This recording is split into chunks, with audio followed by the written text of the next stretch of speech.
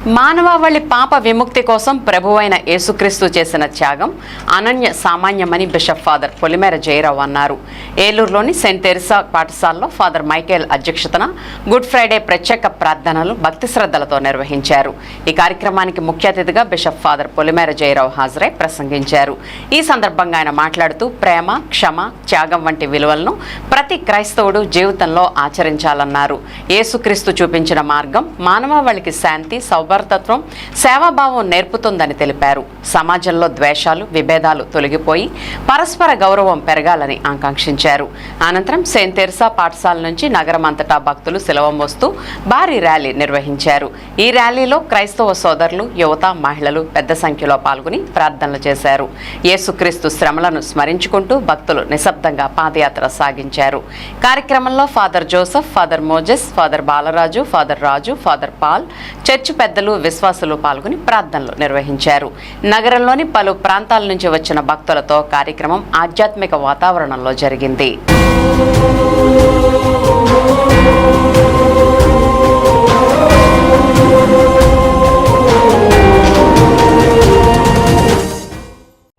పితా, పుత్ర, పవిత్రాత్మ నామమున ఆమేన్. సిలువ మార్గము రక్షణ మార్గం.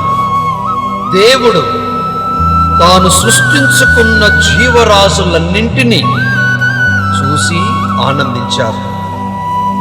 తన పోలికలో మానవాల్ని సృష్టించి దీవించి పవిత్రతతో ఎదగమని కోరారు.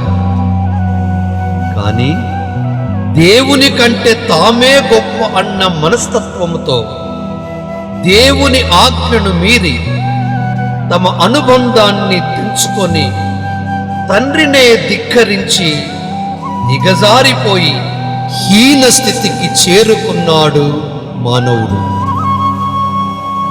వీరి నీచ మనస్తత్వాన్ని గుర్తించిన యావే దేవుడు తన కుమారుని నిత్య తర్పణ గావించి మానవాళి పాప మాలిన్యమును కడిగి పవిత్రమైన రక్షణ కల్పించాలని ఆశించారు.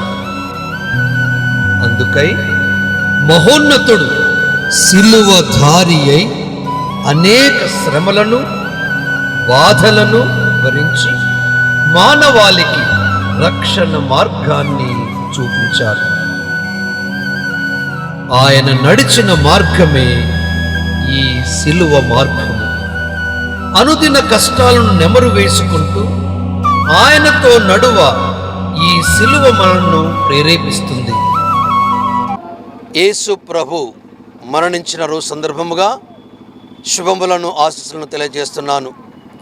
క్రీస్తు తాను స్వతహాగా మానవ పాపాలని తనపై భుజాన మోసుకుంటూ ఏ ఒక్కరి ఆత్మ నశించకూడదని తలంచి వారిని విమోచించాలన్న ఆశయ సిద్ధితో ముందుకు సాగారు క్రీస్తు ప్రభు.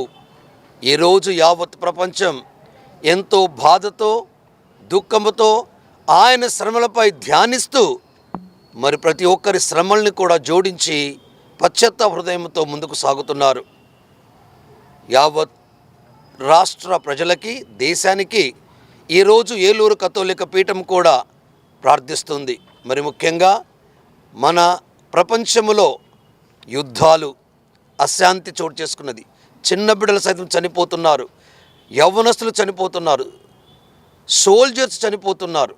కానీ అలాంటి పరిస్థితిని ఆ దేవుడు ఈ శిలువ యాత్రలో సమాధి చేసి ఆయన ఏ విధంగా అయితే తిరిగి లేచి శాంతిని, సంతోషాన్ని అందించారో అలా ప్రతి దేశం, ప్రతి రాష్ట్రం, మరి ముఖ్యంగా మన తెలుగు రాష్ట్రాలు సుఖశాంతులతో, సంతోషముతో ఏక హృదయ జీవించాలని ఆశిస్తున్నాను.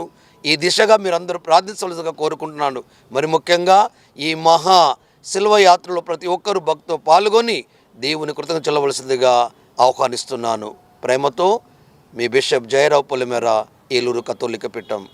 మరి మరణానికి చోటు లేదు కాబట్టి దేవుడు ఒక మహోన్నతమైన త్యాగానికి సిద్ధపడ్డాడు. ఆ త్యాగమే త్రిత్వములో రెండో వ్యక్తి అయినటువంటి క్రీస్తును ఈ లోకానికి పంపించడం. ఇది తండ్రి తనయుల ప్రేమ గాథ, పితా పుత్రుల ప్రేమ గాథ.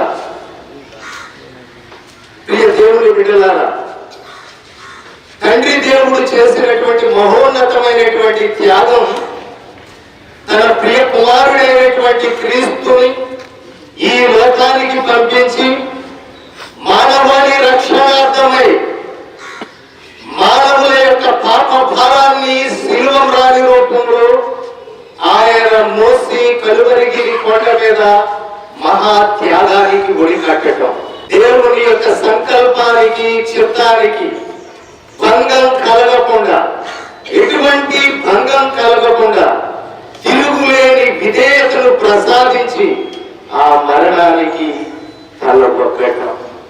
ఈ రీతిగా